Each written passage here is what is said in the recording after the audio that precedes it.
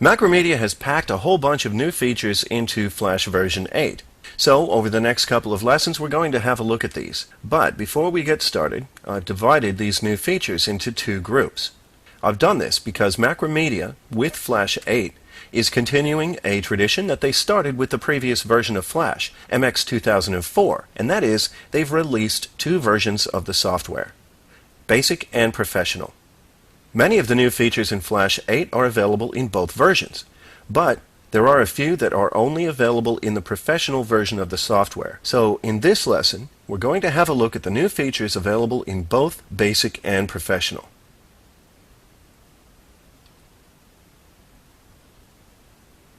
To start off with, we have Enhanced Gradients now. We can create more complex gradients, and we can use up to 16 colors in each one. We can also more precisely control the location of the focal point of a gradient. We also have a new object drawing model. In previous versions of Flash, if we created multiple shapes on a single layer and let them overlap, part of one of the shapes would be deleted. Basically, the shapes would interact and cause changes to each other. Now, if we want, we can draw multiple shapes on the same layer and they won't affect each other. Next, we now have Flash Type. In previous versions of Flash, we'd be working away in the authoring tool and creating some type, but we wouldn't know exactly what that type was going to look like in our exported movie. The text would look different in the authoring tool than it would look in the finished product. Now Macromedia has changed that. We have a lot more control over fine-tuning the appearance of our text. And now we have the big one. Those of you who have used Flash MX in the past might remember two methods of creating ActionScript: normal mode and expert mode. This was good because if you knew your action scripting really well, you could just use the expert mode and type it in directly. However, if you weren't completely up to speed on ActionScript, you could switch to normal mode, which made things a lot easier. It was almost a point-and-click operation. In Flash MX 2004, Macromedia removed this, and that move wasn't their most popular move, because a lot of people were using normal mode. Well, they've brought it back now, with a few improvements.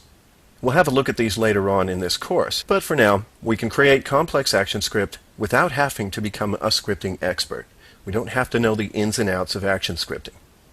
We also now have an expanded work area outside the stage. When we export our Flash movies, the Flash player will only display what is contained inside the visible stage area. When we're authoring a Flash movie, we can park things outside this area, and they won't be displayed in the final version. We might want to do this if we have, say, a movie clip that we want to bring in later, or we want to leave some notes to ourselves, or we might have a controller movie clip which contains ActionScript that controls the main movie, but we don't want it to be visible in the exported version. PC users probably won't see the benefit of this next new feature because PC users got this one in the last version. In Flash MX 2004, and I'll just switch to the authoring tool here, if you were using a PC, you had tabs, so you could open up multiple documents and quickly switch between them. Well, now in Flash 8, Macintosh users can do this as well. We also have an improved Preferences dialog. It's reorganized and easier to use. We now also have a single library panel for multiple documents. When, as we saw before, we have more than one document open, each of those documents will have its own library. Flash 8 will display all of the libraries in a single panel to make it easier to work with them.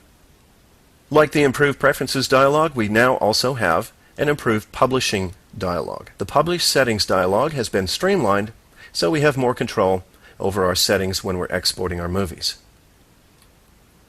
And finally, we now have Object Level Undo. In most applications and previous versions of Flash, if you make a mistake or you want to change something from an earlier step, all you have to do is step backwards. Get to the part you want to change and then start again from there. But the problem is, if you've made changes to one object in the meantime that you want to keep, those changes will be lost as well. Well, this is all different now in Flash 8, because each object on the stage and in the library has its own undo list. All you have to do is step back through that undo list, and everything else will stay the same. And that's it for the new features in Flash Basic 8 and Professional 8.